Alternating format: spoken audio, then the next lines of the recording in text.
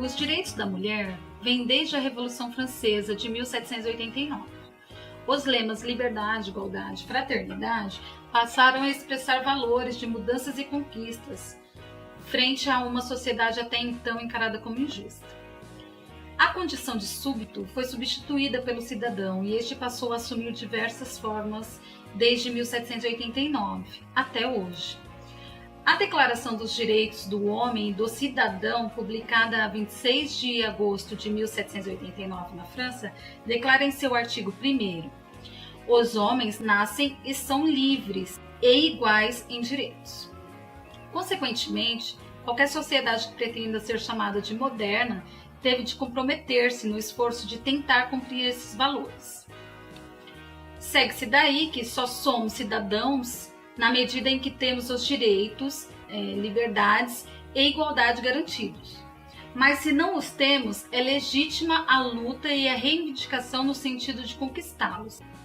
Historicamente, os direitos da mulher estão diretamente ligados à trajetória do feminismo, que ganhou forte impulso após a Revolução Francesa. Após as lutas, os homens exigiam que as mulheres voltassem para casa, mas como várias delas se negaram por causa do clima de liberdade emanado nas ruas, muitas delas foram mortas. Entre os séculos 19 e 20, as lutas feministas giraram em torno de bandeiras como a promoção de igualdade nos direitos contratuais e de propriedade para homens e mulheres, e na oposição de casamentos arranjados e da propriedade de mulheres casadas e seus filhos por seus maridos, mas principalmente pelo sufrágio universal, isso é, o direito pelos votos das mulheres. Mais tarde, quando a Segunda Revolução Industrial combinada com a Segunda Guerra Mundial provocou um gigantesco deslocamento dos homens para o exército, gerando ao mesmo tempo a necessidade de inserir a mulher no mercado de trabalho, sobretudo na indústria, a fim de substituir a mão de obra masculina. Terminada a Grande Guerra, aos poucos as mulheres retornam às suas funções domésticas anteriores. Porém, os ventos dos novos tempos são outros.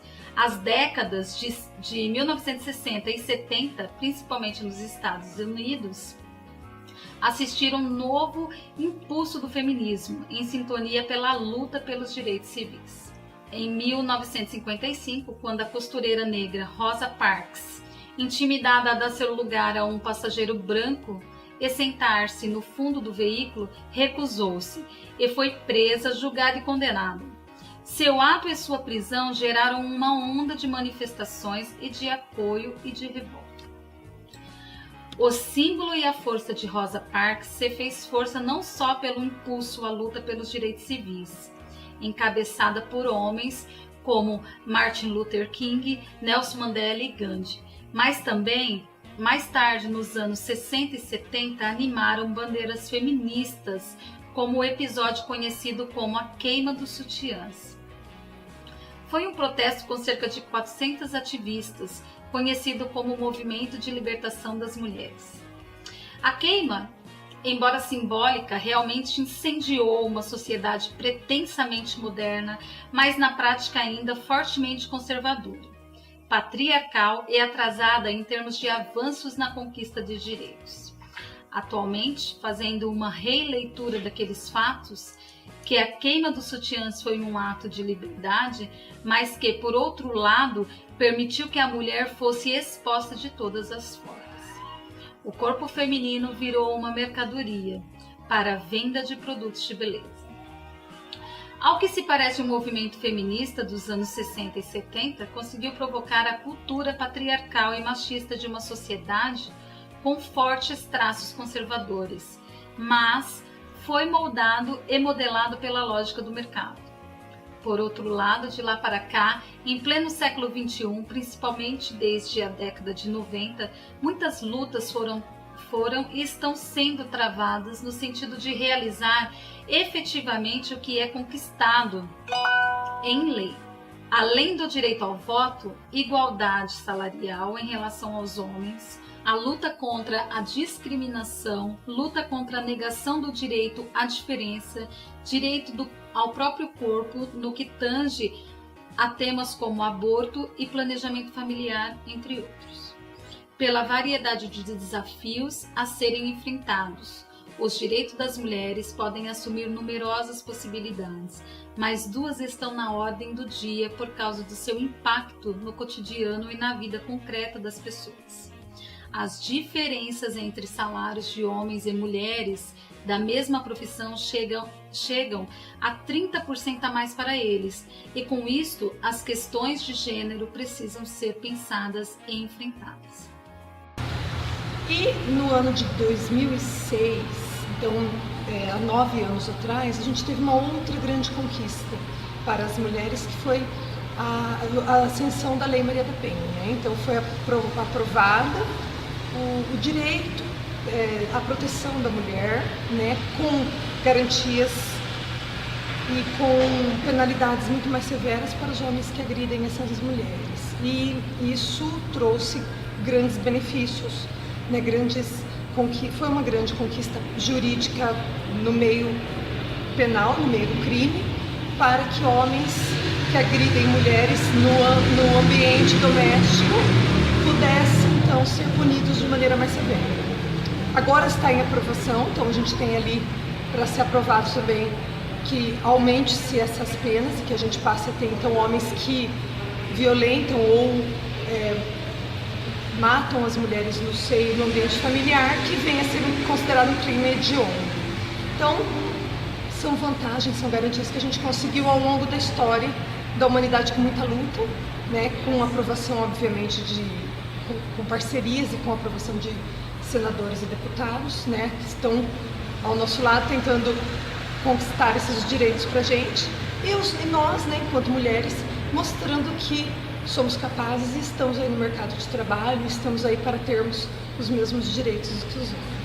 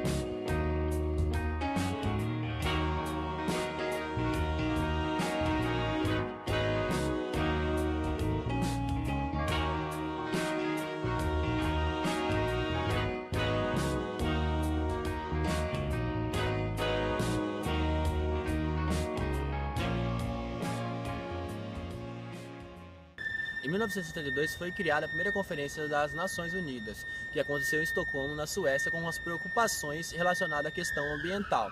Nessa convenção foi criada a PNUMA, que significa o Programa de Proteção ao Meio Ambiente. E dessa forma, pensando de uma forma sustentável, elevou o direito ambiental para os direitos humanos e o equilíbrio ecológico de uma forma internacionalmente, com uma preocupação de proteger o meio ambiente. No Brasil, o emergente direito ambiental estabelece novas diretrizes de conduta, fundamentadas na Política Nacional do Meio Ambiente, Lei 6.938, de 31/8/81. Esse código estabelece definições claras para o meio ambiente, qualifica as ações dos agentes modificadores e prevê mecanismos para assegurar a proteção ambiental. Em 1887 foi criado o conceito de desenvolvimento sustentável, que é a preservação do meio ambiente pensando nas gerações futuras. Em 1988, a Constituição Federal dedicou normas direcionais da problemática ambiental, fixando as diretrizes de preservação e proteção dos recursos naturais, definindo o meio ambiente como bem de uso comum da sociedade humana. O artigo 225 da Constituição Federal diz que todos têm direito ao meio ambiente ecologicamente equilibrado. Em 1990 foi regulamentada a lei que instituiu o Sistema Nacional do Meio Ambiente, SISNAMA, que é subdividido por órgãos, Conselho de Governo, CONAMA, Ministério do Meio Ambiente, IBAMA, órgãos fiscalizadores estaduais e municipais. Em 1992 foi realizada a Conferência da ONU no Rio de Janeiro, chamada ECO 92, que sacramentou a preocupação mundial com o problema ambiental.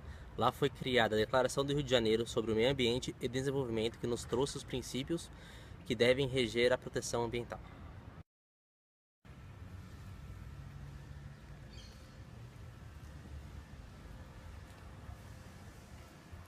Em 2002 foi realizado a Rio+10 em Joanesburgo, África do Sul, que teve como objetivo falar sobre questões ambientais.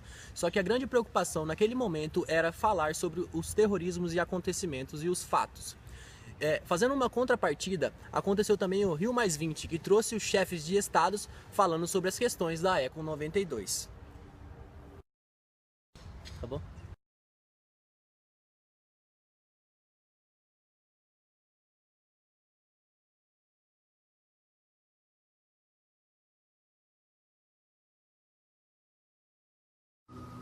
Oi galerinha, hoje a gente vai falar sobre o tráfico de pessoas, exploração sexual. E eu vou contar para vocês uma historinha aqui, ó, junto com a ajuda do Chico. Uma certa vez, um agenciador estava no interior e convenceu o pai de uma certa moça que ela poderia ganhar rios de dinheiro, viu Chico? Trabalhando fora. Né? Que ela trabalharia em casa de família e seria muito bem remunerada. Essa menina, ela se deslumbrou com essa possibilidade e aceitou a proposta desse agenciador. Chegando lá, essa menina foi forçada a trabalhar por horas, atender vários clientes e toda vez que ela pedia para sair, ela sempre ouvia a mesma resposta: não pode sair porque você ainda me deve. Então ela era forçada a trabalhar. Né? Então o que acontece?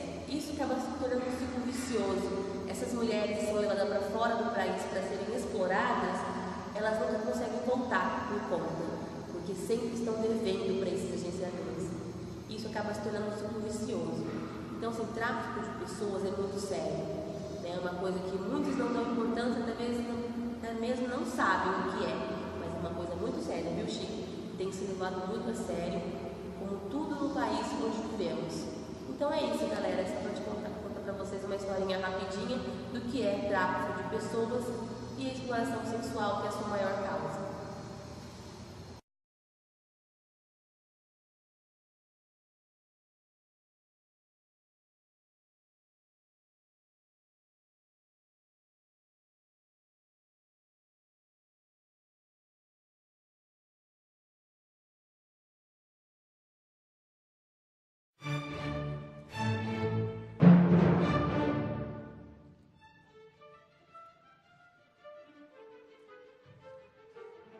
Bom dia! Hoje faremos uma breve introdução da história do direito da criança e do adolescente. A partir de 1543 foi criada a primeira Santa Casa da Misericórdia. Ela tinha por objetivo atender os órfãos e as crianças carentes, amparar as crianças abandonadas e recolhidas no nativos. E em 1854, o ensino obrigatório foi regulamentado, exceto para crianças que padecessem de moléstias contagiosas, para aquelas que não tenham sido vacinadas e para filhos de escravos. Em 1891, houve o decreto número 1313, que estipulava em 12 anos a idade mínima para se trabalhar. Mas em 1917, o Comitê de Defesa Proletária identificava a proibição do trabalho para menores de 14 anos. Em 1923, foi criado o Juizado de Menores. Em 1927, foi promulgado o primeiro documento legal para a população de menores de 18 anos, o Código de Menor.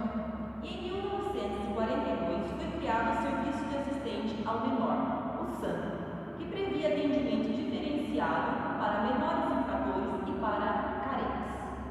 Em 1950 foi instalado o primeiro escritório do Unicef no Brasil.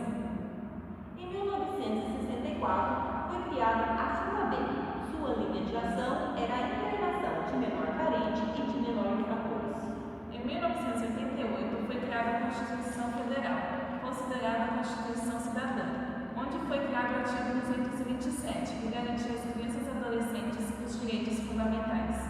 A promulgação do ECA ocorreu em 13 de junho de 1990, que de forma inovadora passou a tratar a criança e o adolescente detentores de vários direitos, até então inexistentes. Felizmente, o Estatuto da Criança e do Adolescente surgiu tornou uma grande ferramenta de mudança, colocando a criança e adolescente em um lugar de destaque, equilibrando dessa forma os conflitos até então existentes. Obrigada.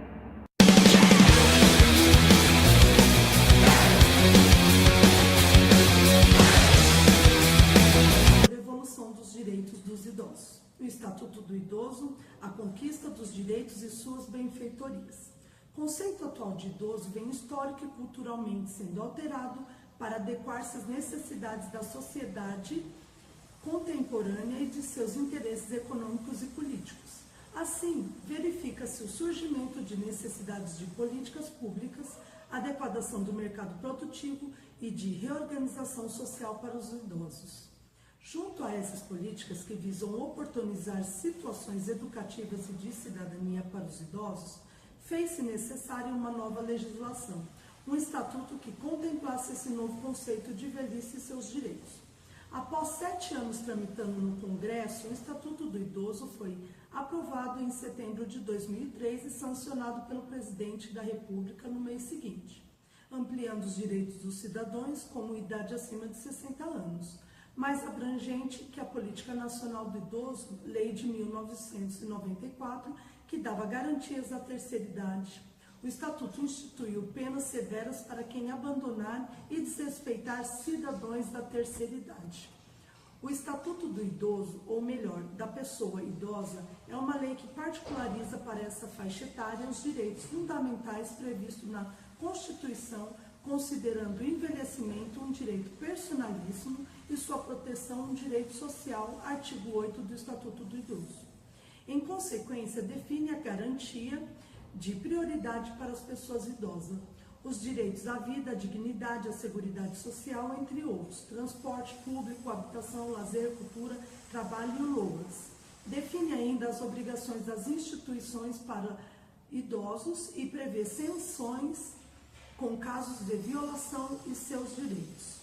Portanto, apesar de estarem assegurados os direitos dos idosos, ainda há muito o que fazer por eles. Uma lei por si só nada pode transformar, somente a atuação coletiva e individual pode modificar o modo como cada sujeito se coloca diante da sociedade e apenas assim os direitos serão devidamente cumpridos. Bom dia, hoje nós vamos falar sobre os direitos humanos e seguridade social. Os direitos humanos são todos os direitos dos indivíduos, independente de cor, raça, sexo ou religião e nacionalidade. Constitui os direitos humanos entidade de defesa, promoção e ao poder público que vem discutindo e implementando projetos e programas que visam a garantir dos direitos econômicos, sociais e difusos fundamentais para a garantia da sobrevivência e dignidade do ser humano, principalmente da grande maioria do povo brasileiro que se encontra excluída e marginalizada. Dentro dos direitos humanos, encontra-se a Seguridade Social, que prevê os direitos sociais da população. Uma política de proteção social que inclui a saúde, a previdência e a assistência social, que dá ênfase à seguridade social. No Brasil, a proteção social por iniciativa privada e voluntária, a formação e intervenção do Estado em contribuir no século XVI, a caridade e a fé cristã, e a atuação da Igreja Católica, cujo padre jesuíta José de Anchieta fundou a Santa Casa de Misericórdia para prestar atendimento médico aos necessitados. Já em 1795 foi dado início com o plano de benefício dos órgãos e viúvas dos oficiais da Marinha, que dava proteção aos dependentes do oficiais da Marinha no caso de morte. Já em 1808 foi estabelecido o Montépio, que em 1821 Dom Pedro de Alcântara publicou o decreto concedendo direito à aposentadoria aos mestres e professores. Na Constituição Imperial de 1824, concedeu socorros públicos. Já na Constituição Federal de 1891, foi concedido o direito à aposentadoria somente aos funcionários públicos. Já na Lei Eloy Chaves, foi um marco na evolução da Seguridade Social. No Brasil, criou-se a aposentadoria ordinária e invalidez, pensão por morte, que reformulada pelo presidente Getúlio Vargas, com a Constituição empregou-se o termo Previdência Social. Em 1988, foi instituída a nova Constituição Federal, abordando a Seguridade Social, que consta Previdência Social, Assistência e Saúde.